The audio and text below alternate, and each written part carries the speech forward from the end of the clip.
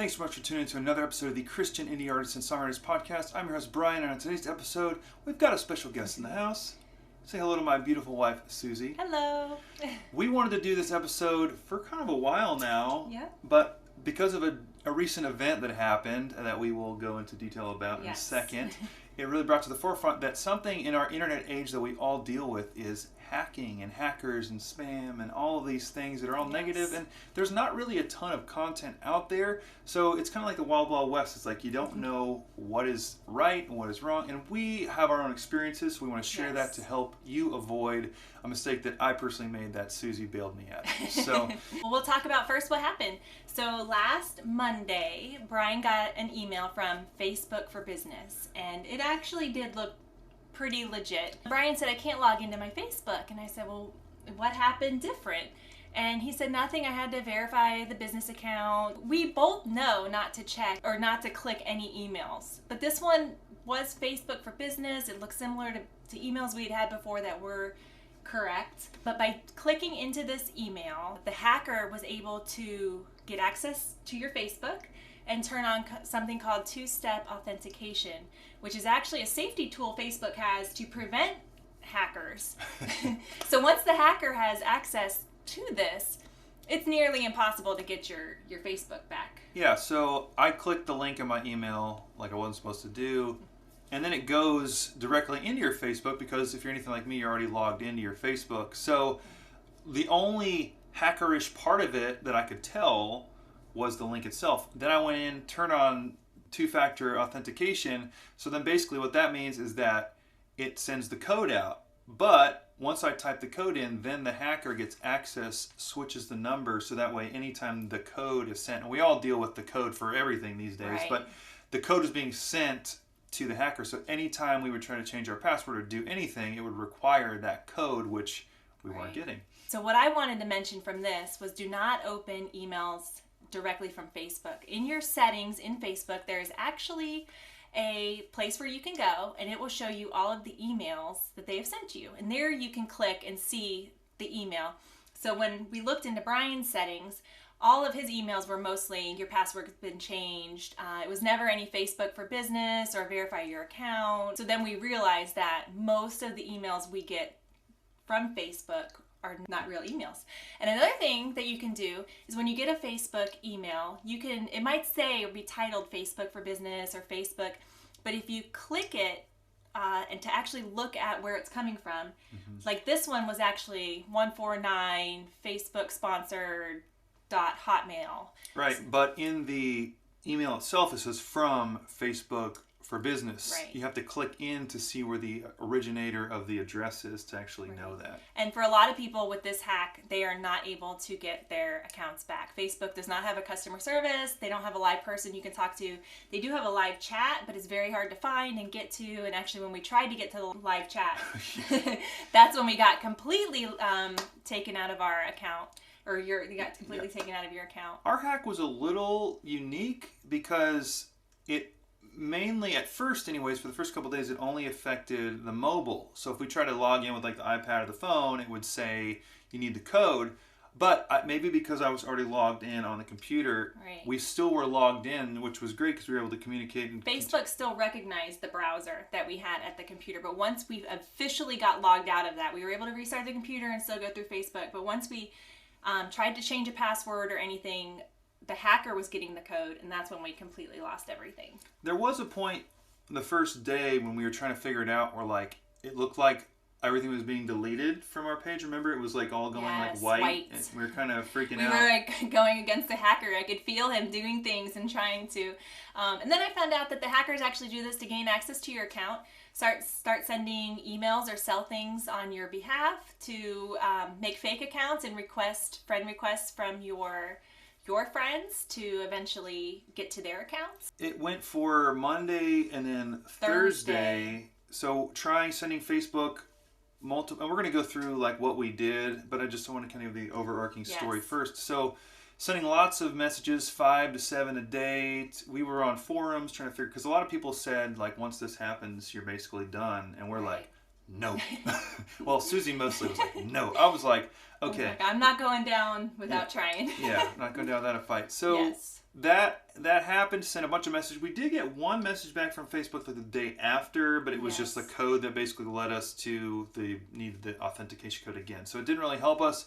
Right. We still kept sending messages, watching every YouTube video on the topic. Which was actually really discouraging, because if you look up two-step authentication hacking on YouTube, I think all of them said, well, I couldn't get my account back. You're just going to have to start all over, which we ended up doing because we had kind of given up around Wednesday. We said, all right, time to make a new account. Just in case. Just in case. So all this to say, so I guess the main thing, don't open your emails. Don't click links, don't codes. We also get these, you get these to your phone. You get links sent to your phone. Like text messages. Constantly. So there's, click this link, Facebook, your FedEx package is on the way, click here.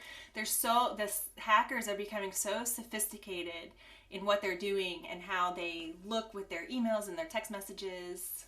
Yeah, our main thing was, for one, we have, a substantial friends list because I opened my Facebook in 2007. So there's a lot of memories of our whole, lives there. And the main thing actually for me was the CIS Facebook group. I didn't know if we were going to lose it, if my account got, compromised, or how that even go. We did look up though that as long as you have another admin on the page, which Suzy was an admin since day one. Not since, we thought I was, but we still had access to our account before we completely lost it. And I don't know if someone mentioned it to me or they said, make Suzy an admin on your Facebook group. Brian has a very active Facebook group for artists and songwriters, and we still had time to add me as an admin. Now, if we had not added me and he had lost his account, he would have lost everything. So what happened was so he added me as an admin, and when the account went down, I was able to add his new Facebook account as a friend, and then add him back as an admin. So this is very important. If you have a page or a group you run, add a spouse or a friend you trust as an admin, just in case you lose your Facebook. Yeah, I know we have some notes. We want to go through some specific bullets, so let's talk through some of those ideas. Oh, I did write down I said this. We've noticed that this scam also happens with PayPal and Messenger. Oh, you get tons of messages.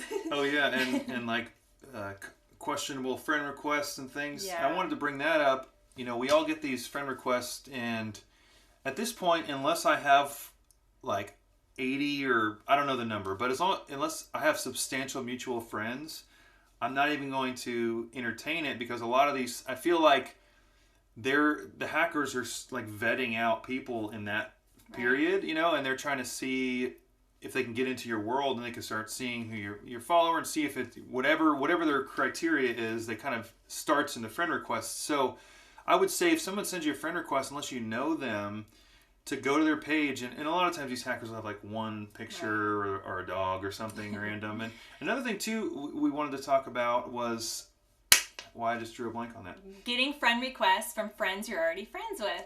So I just got a friend request from a good friend of mine from church, and I said, wow, I thought I was already friends with her. So I just messaged her on Instagram. Unfriended.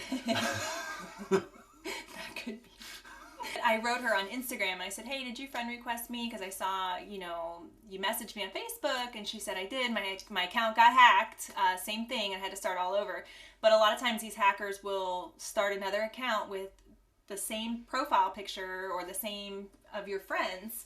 So you're like, oh, yeah, I know so-and-so, and you'll re-add them, and then that's a hacker's account. Right, and that's kind of like planting the seed where they start to do whatever they're going to do, yes. And that's probably where the bad emails will start showing up, and it just, yes. You get into that cycle. Going back to the initial email that I wrongfully opened, like I had been receiving that same email for a month or so in my mind, not thinking clearly, it was like, oh, well, I better do something or else I'm going to lose access to my...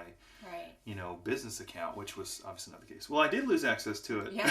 But not the right way. And we were afraid we were going to lose access to everything because they were starting, we didn't know if we were going to lose our Gmail because everything's kind of all connected.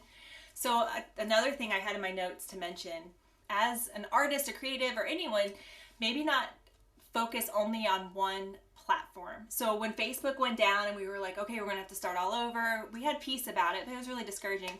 We were like, all right, well, we have Instagram, we have YouTube, we have our email list, which we are really going to stress about, which we really wanted to like harp on for a minute. So we knew Facebook was huge and losing it was going to be a big deal, but we still had other means of platforms. And we have some friends that are just doing only one platform. They've decided to only focus on Instagram or only focus on Facebook. But if that gets taken away from you, you really don't have anything. So Brian, over the last few years, has been focusing a lot on his email list.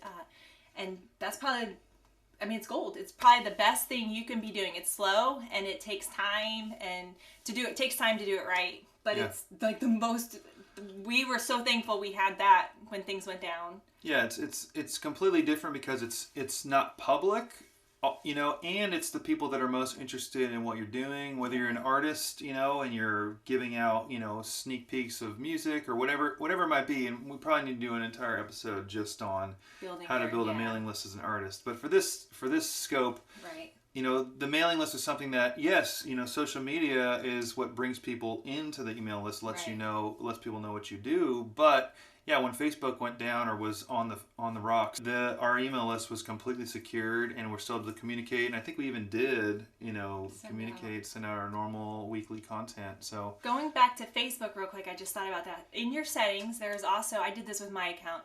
You can go to settings, privacy, download data. I think that's the steps. And all you have to do is, and I just scrolled through and clicked what I wanted to save. I wanted to save my photos and my posts. And then I think I didn't want to save my groups or anything like that. But it's all now backed up on hard drive that we have. And so that's something else you can do. You can download all your data from Facebook. It took 3 or 4 minutes, and I have everything backed up. Yeah, and another fail-safe is adding alternate email addresses, right? Oh, that's what saved us. So Brian was able to say, prove this is you. Somehow we had something pull up. And I put in an old Gmail that I had from when it was like 20 years old. And this is how we ended up recovering the account. So I typed in, send it to, sue@gmail.com. And they sent a code, and we were like, wow, we actually got a code to our Gmail. Not Facebook, it was to Gmail. You can recover for Google. Because the hacker was supposed to be getting the code. The hacker's getting the codes because he now has your identity, he still has the access. So we quickly put the code in. We were able to go in and change the password, turn off two-step authentication, and it was like a race because he got a code too. Both my email and the hacker getting the code at the same time, and we wanted to beat him to it, and we actually did. Yeah, it was like 45 seconds from getting the code to switching the password to then we could log in on our mobile again, and then so far it's been about a week since then, and we've had no issues. So if you do have this hack, if you have this specific hack, there's a way that says, I can't access this account. And then it can say, well, let's add a recovery email, have it ready and open, put in your email, quickly go to your email, get the code, and put it in. So I know there's so many different hacks out there, but if you're specifically dealing with this hack, definitely try that. Yeah. Okay. Any other notes on there? Yeah. We can talk about maybe like the different kinds of hacks. Everyone knows about the birthday song. Yeah, and if you don't know about the birthday song, this one comes to us through our DMs a lot on Instagram, and basically someone's saying, hey, do you do original music? And it's like, well, hackers are sophisticated. They know their audience. It's like, well, as a matter of fact, I do. Yeah. But they're like, what is it? It's like my child's birthday. And it's very detailed. And so what this hack does is this person's going to pay you to make a birthday song, and you're going to take the time to do the birthday song and send it to them. And people don't understand how this hack, because they actually do pay you, but it's not a payment that's going to go through. They overpay you. So let's say they say they're going to give you $300 to make this birthday song. They're going to send you $3,000, and then they're going to say, well, I accidentally sent you $3,000. I didn't mean to do that. Can you send me back the $2,700? I overpaid you. And most people would genuinely be like, of course. So there's this transfer of funds, and none of it is actually cleared yet. This is my understanding. From their end. From their end, correct. But once you send the $2,700, that's when that's going to come from your account, and you're going to be locked out because they had not actually sent the $3,000. It's somewhere in this like. Right, it may show up as like pending in your account, but it doesn't go through, and it never will go through, and you feel like, oh well, I got $300 already, so might as well. So we've received that one a bunch of times. Another one now. this may lead to a hack. I don't know. This might just be more spam, but we get those messages like, just DM'd you, promoted on this, whatever, any kind of, this is more on Instagram, I'd say, from my experience, but anytime we get those type of messages where they just want to promote your songs, or you pay a certain amount of money to get this many streams, or like, we usually just block them, because if you don't, they're going to keep coming at you. Honestly, organic reach is the best reach. We've never paid for anything, and it's slow, but like, there's so many ways you can jeopardize your account nowadays, and organic reach is really the best way. They'll sell this many streams or this, but in the end, it doesn't end up benefiting you in any way.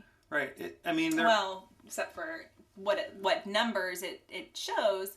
But are those just numbers? Are people actually listening? Like, how is it messing up your algorithm? And there's kind of two sides to it. There's the promotion services that are like promoting your music, which is different, right? Which is different, but that also, those people are trying to sell you on Instagram, but there are some good services out there that actually will help you promote. Right. But that's where you have to do your research, because that is true. Right. Marketing is huge, so find a marketer that you trust and is well established. And if it's too good to be true on Instagram or in your messages, we don't even open them. Yeah, what I would do is click the link below and go to the CIS Facebook group if you're not already in there. Join the group and then ask, because there's a bunch of people in there that all had experiences on the marketing side, but more specifically to like the social media growth side. If you're gonna buy followers or whatever, that kind of thing, like that is not going to serve you well in the long run, because I think you're kind of opening the door to questionable accounts. And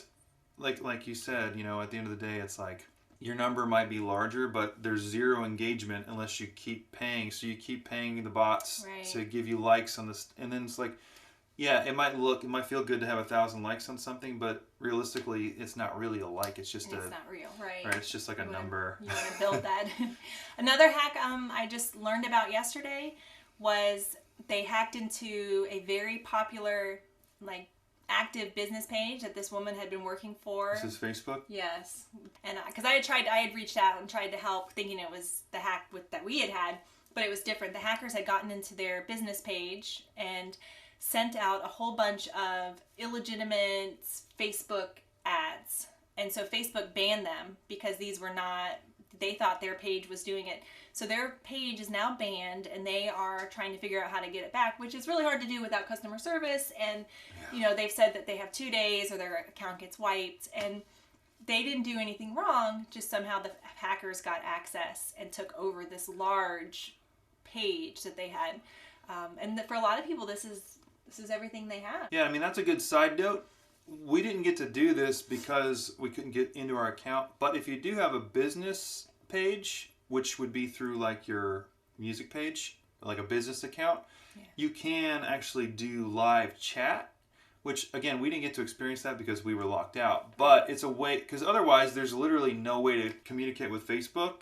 They have, I think I heard like 2 billion users. But if you have the hack we have, trying to get into live chat will take out. That's what kicked us out. So it's hard to know what. Right. It's all different for each case. Yeah. And there's so many hacks out there. So there's a million types of hacks. There's a million hackers out there. I know this is me being naive, but I wish that the hackers would take all of their intelligence that they have and actually put it to good use instead of trying to compromise people's accounts. Yeah. But you can't fix that. So overall, if it's questionable, don't click it. Don't accept the friend request. Vet it out. If you like I said, if you want to know about specific things, join the group, and that's a safe place to ask questions. Or, of course, always send us a message, brianwalvermusic.com, if you have any questions on that kind of thing. But yeah, if there's any doubt, use your discernment. If there's any hang up, just don't click it. Right. And before we go, just want to take a second to mention these awesome shirts. These are Morning by Morning shirts made by our friends Matt and Audrey. This is a song actually we wrote at the CIS retreat this past summer. And just a special song, and we got to sing it at the retreat along with everything else. So many great songs written. It was just one of those. And Meg's now recording it? Meg's recording it, so look forward to that coming. It was also written with. So who were the writers on this one? It was Matt, and then Kevin McCarthy, and Meg Ammons, and then myself as well. Yeah. So it was just a powerful time and powerful worship song. So Matt and Audrey actually led it at their church. at a worship night, and they made some shirts, and they're awesome. So thanks for these awesome shirts, Matt and Audrey. And yeah, as always, if you have any questions, comment below. Don't forget to subscribe if you're on YouTube. Let us know, have you dealt with this hack? Have you been hacked before? And what kind of hack was it? You know, there's a million out there. Let us know, and maybe we can help each other in the comments section. As always, thank you so much for tuning in, and we will see you next Friday at 5 a.m. Eastern.